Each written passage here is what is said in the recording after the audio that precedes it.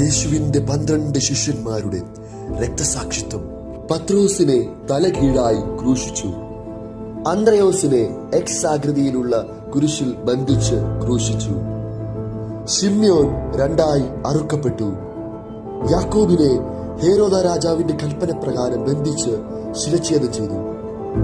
ഫിലിപ്പോസിനെ ഉയർന്ന ക്രൂശിൽ ക്രൂശീകരിച്ചു.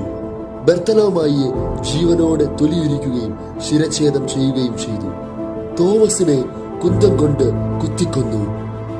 മത്തായിയെ ശിരച്ഛേദം ചെയ്തു. യേശുവിനെ ഒറ്റിക്കൊടുത്ത യൂദാസ് തൂങ്ങി മരിച്ചു. യൂദാ തദ്ദെയൂസിനെ കോടാലി കൊണ്ട് വെട്ടിക്കൊന്നു. അൽഫായിയുടെ മകനായ യാക്കോബിനെ കല്ലെറിഞ്ഞ് കൊന്നു. യോഹന്നാൻ വാർദ്ധക്യം ചെന്ന് മരണമടഞ്ഞു.